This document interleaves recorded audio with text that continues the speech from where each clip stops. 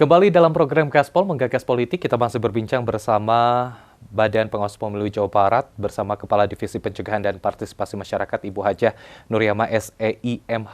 Bu Nuryama, terkait juga kegiatan para calon presiden dan calon wakil presiden yang cukup hangat juga menjadi fokus perhatian masyarakat. Nah, tentunya banyak kegiatan dilakukan di wilayah Jawa Barat. Seperti apa pengawasan oleh Bawaslu? Oke, terima kasih. Jadi sebenarnya sampai detik ini kita melakukan pengawasan melekat ya. Jadi ketika ada jadwal ataupun ketika ada pemberitahuan gitu kan yang tembusannya kepada kita langsung turun gitu ya. Baik itu dari provinsi, dari kabupaten kota maupun Panwascam. Kita turun melakukan pengawasan, memastikan bahwa apakah memang sesuai dengan prosedur yang ada. Tentu juga di awal-awal kita selalu memberikan himbauan. Himbauan tersebut di dalamnya apa-apa yang boleh dilakukan begitu ya. Karena tadi itu hari ini kami Bawaslu ini lebih mengedepankan pencegahan gitu ya, di samping tetap ketika ada temuan penanganan pelanggarannya juga dilakukan. Nah ini juga Kang ya, jadi sejauh ini memang yang kita lakukan terkait dengan kampanye ya tentu mengawasi dengan melakukan pengawasan melekat, turun ke lapangan dengan memastikan tidak ada dugaan pelanggaran, dengan mendahulukan pencegahan, tentu juga kita membawa alat kerja lah pastinya ya.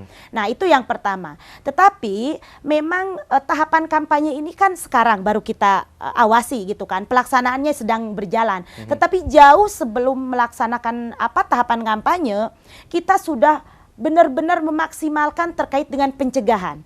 Ya, pencegahan di sini itu kalau kita melihat di Perbawaslu 2 di 2023 itu banyak jenisnya ya Kang. Misalkan dari mulai sosialisasi, terus juga ada kampung pengawasan partisipatif, ada pojok pengawasan, ada publikasi. Nah, publikasi ini kan di dalamnya itu menginformasikan terkait pasal-pasal yang dilarang, yang tidak boleh ketika berkampanye, misalkan. Terus juga himbauan-himbauan.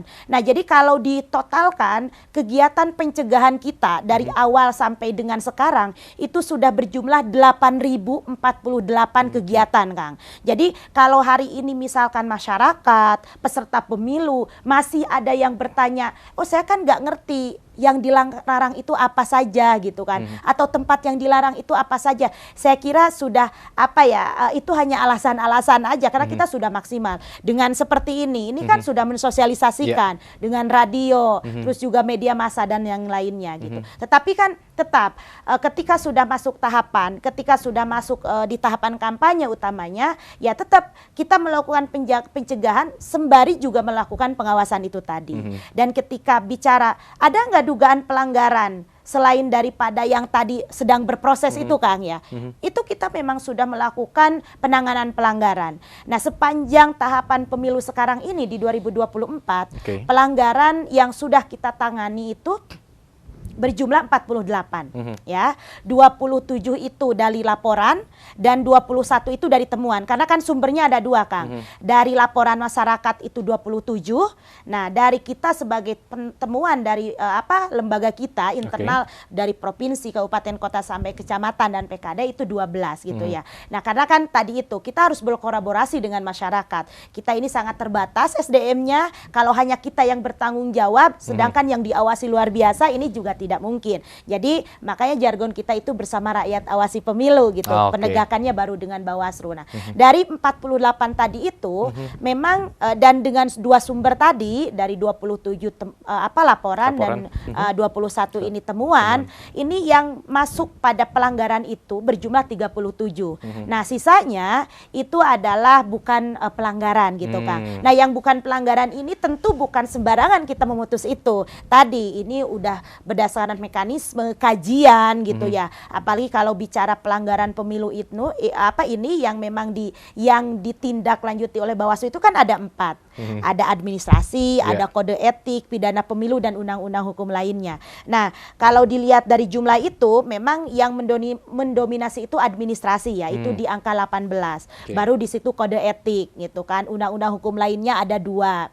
Dan memang semuanya sudah kita tangani, itu sudah inkrah lah ya, sudah inkrah sampai dengan hari ini. Nah, yang tadi awal saya sebutkan misalkan APK, perusakan APK, perusahaan APK itu dan menghilangkan APK sekarang itu sudah jumlahnya itu di 11 kabupaten kota, Kang. Dan ini sedang berproses juga semuanya gitu kan. Nah, ini sedang berproses, makanya dari yang tadi itu melibatkan Kades, BPD, bahkan komisaris gitu kan, terus Tiklok, terus tidak memberikan informasi mau kampanye, terus juga money politik, itu memang masih dalam tahapan mekanisme.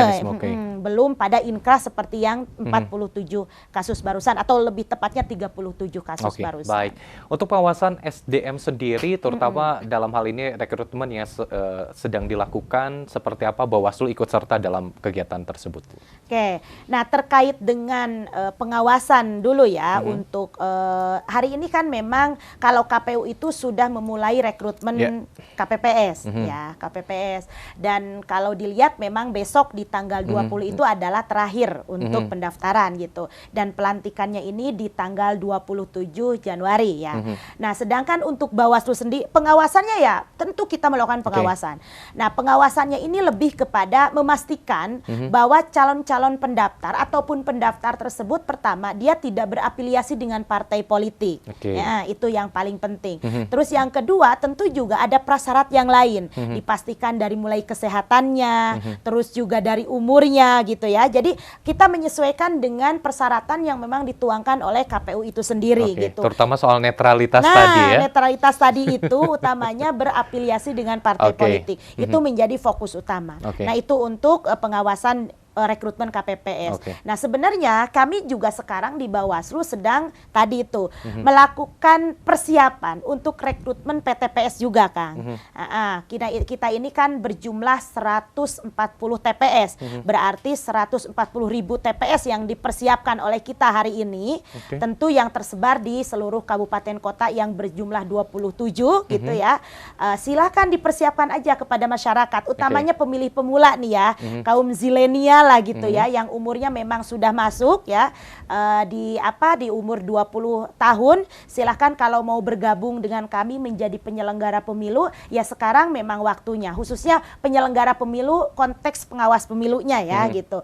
Nah, syaratnya sama aja, tadi tidak boleh berafiliasi, umur, kesehatan dan lain sebagainya. Cuman memang hari ini kita belum bisa terlalu jauh menyampaikan karena memang masih dalam tahapan persiapan. Nanti kalau sudah sesuai jadwalnya, sudah selesai, baru kita akan sosialisasikan dari mulai tanggal berapa sampai dengan tanggal berapa dilantiknya. Gitu, nanti mungkin akan kembali lanjut disosialisasikan, Bu ya, soal bagaimana perekrutan terutama pengawasan di tingkat TPS yang akan nanti dibuka oleh Badan Pengawas Pemilu.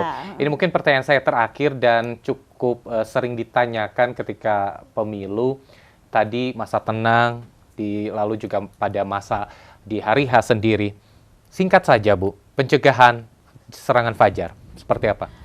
Pertama untuk serangan fajar, kita sudah mengawali dengan pencegahan tadi, mensosialisasikan kepada masyarakat, berkolaborasi dengan stakeholder ya, MOU dengan kampus-kampus begitu. Ini kan dalam rangka untuk memitigasi lah paling tidak ya, untuk meminimalisir persoalan itu, bahkan menghilangkan. Karena gini, pada faktanya kita tidak bisa bekerja sendiri, Kang, ya. Dan juga kita berbicara tanggung jawab, suksesnya pemilu itu bukan hanya di ranah kami Bawaslu, KPU atau DKPP, tapi tanggung jawab bersama, KPU-nya, Bawaslu-nya, masyarakatnya, partai politiknya, bahkan pemerintahannya. Maka saya berharap semuanya ada aware, ada kesadaran untuk menyetop terkait dengan money politik tersebut atau serangan fajar tersebut. Karena hari ini kita mati-matian gitu melakukan pencegahan.